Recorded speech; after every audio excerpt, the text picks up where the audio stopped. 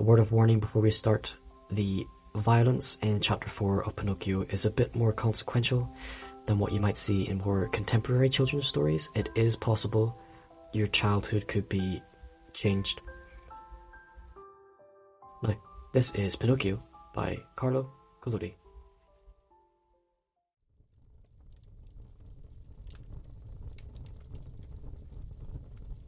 Chapter 4. It falls to me, then, to be the bearer of bad news. For I must tell you that while Geppetto was carted off to jail, that rascal Pinocchio scampered off, leaping over short walls and hedges and streams like a rabbit from foxes. His destination?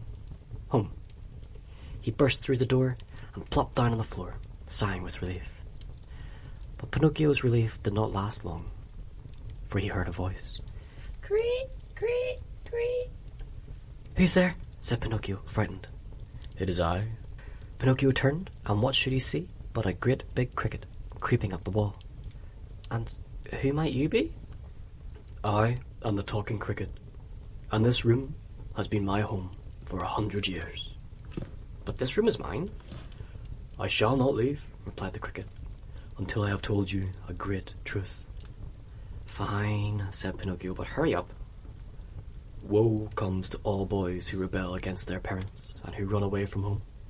They do no good in this world, and sooner or later it catches up to them." "Chirp as you like, Cricket, I don't care. I'm leaving tomorrow, for if I stay here, the same will happen to me as happens to all other boys. I shall be sent to school. I shall be made to study." "Pinocchio, if you run away from home, if you don't go to school, you will grow up to be a donkey, and everyone will make fun of you." "Quiet, Cricket, you good-for-nothing." Now, the talking cricket had a heart of patience and the brain of a philosopher, so he wasn't offended. Instead, he spoke calmly. "Well, if school isn't for you, Pinocchio, why not learn a trade? You can still make an honest living that way." "I'm going to tell you something," answered Pinocchio, growing angry. "There's only one trade in the whole wide world that sounds good to me." "And that is?" "To eat, drink, sleep, and have fun, from morning to night, forever and ever." "Indeed," said the cricket. "But all masters of that trade have similar achievements. Hospital or prison." "Careful, Cricket, I'm beginning to get angry with you." "And I am growing sorry for you." "Why?" "Because Pinocchio the puppet is made of wood. Pinocchio the puppet is a blockhead." Pinocchio leapt to his feet and snatched a mallet from the bench. Then he drew his arm back and threw it at the cricket. It may be that Pinocchio did not mean to hit him. Perhaps he just wanted to scare him away. But what happened was that the mallet struck the cricket.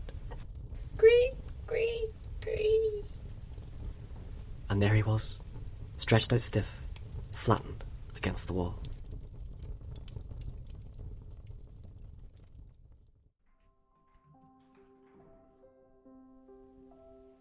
Pinocchio smashing my childhood against the wall there. So, vote time. Left side snack, as usual, means that they liked my voice work. Right side snack means they didn't as much. These are rosebuds this time, and oh, sorry Puff, should have put that, but oh, never mind, she liked it.